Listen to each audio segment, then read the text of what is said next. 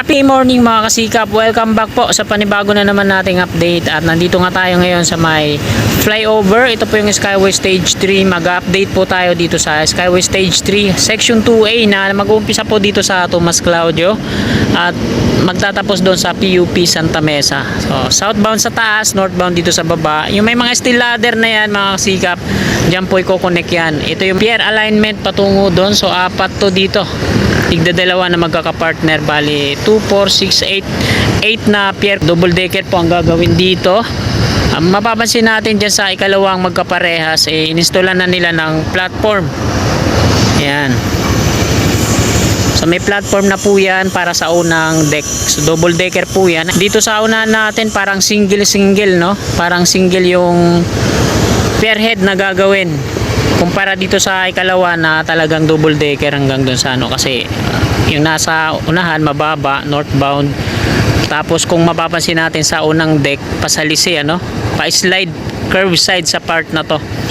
Tapos pabalik siya dito sa highway, no? Palis siyang pag ganun. Kaya kung mapapansin natin, patagilid yung platform ng unang beam na gagawin. So dyan sa unahan, ayan, yan po yung status niya, no? Ang daming mga heavy equipment doon sa dulo, sa may malapit sa Pasig River, ayan, no?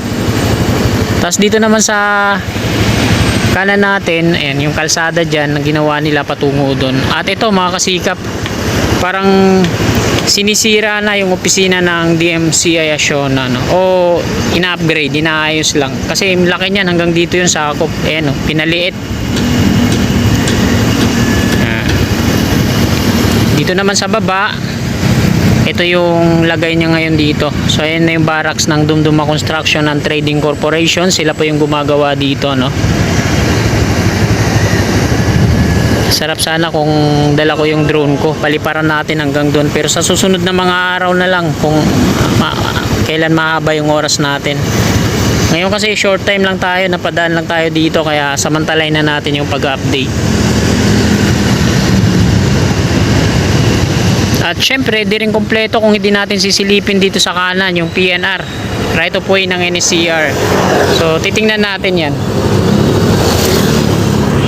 silipin din natin, ano. Ito tayo sa kanan, yung daming mga, ito yung kino-comment ng iba nating ano, na bakit ang dami daw mga sinunugan dito ng tanso.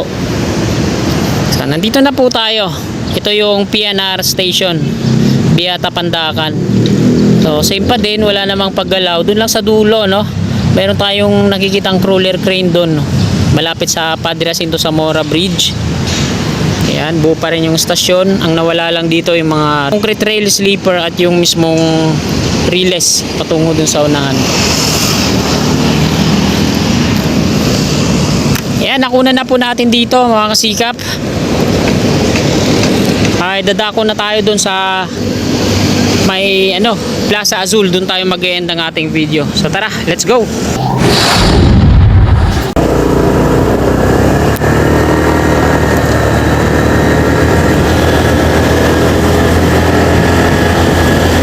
Mayroon din silang ginagawa dito sa ano, Pasig River. Napapansin nyo, may nakita tayong mga heavy equipment dito. Ito yung sa kaliwa. Ayun. Ayan. Tuloy-tuloy pa rin yung dredging activity na ginagawa nila. Ang dami ng mga naitambak doon, no, sa unahan.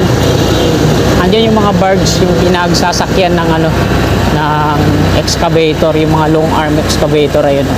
Ang dami na, hanggang doon na, ang dami ng mga naitambak nila doon.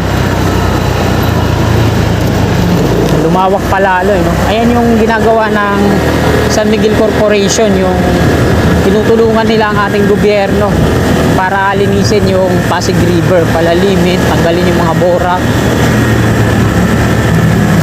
May pulis kaya sa unahan. May mga pulis kasi dito mga kasikap na umaharang dun sa mismong intersection. Kasi pagkaalam nila, pag galing dito sa dinadaanan natin, kumounter dun sa may Santa Mesa. Kaya pinapara nila dito.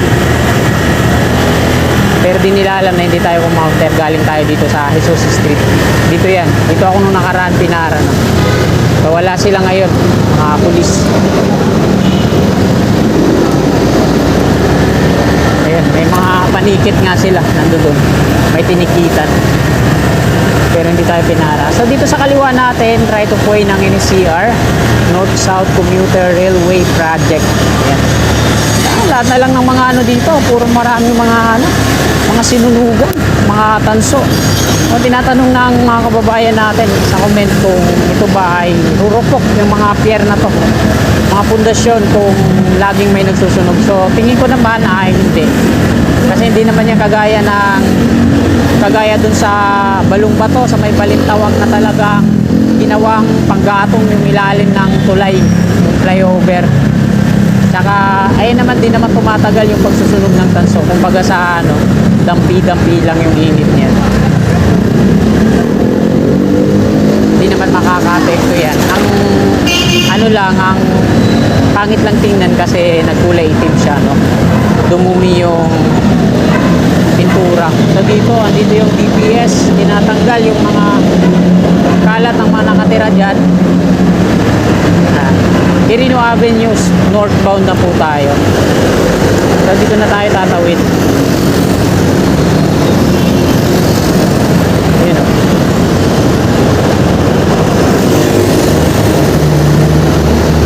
Marines. Saan kaya nilipat yun? Yung mga machine gun.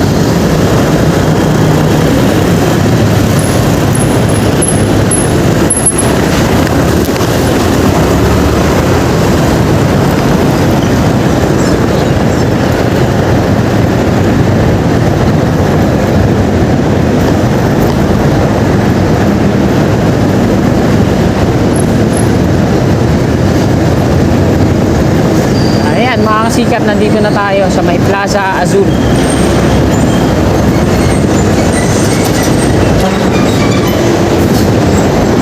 Ayan, ito muna tayo dito. Tumama yung ilalim ko. Check natin kung nasira. Mga kasikat, nandito na po tayo sa may Plaza Azul. At ito yung paligid niya, no? Kunan ko po muna bago tayo mag-end ng ating video. Ayan. Yung direction na yun patungo ng NLEX at yung mga galing NLEX na patungo dun sa may Mabini Bridge. Ito naman yung galing dito sa south na galing dun sa sa Quirino Avenue, akyat patungong south. Ganun yun, on ramp. So wala pang progress na ginagawa dito ang City Hall of Manila. Baka inaantay pa si Orme, no? Gagawin daw ito dito badminton court, basketball court, zumba at kung ano-ano pa. So ayan mga kasikap, hanggang dito na lang po itong video na to. Magandang umaga po sa lahat. God bless.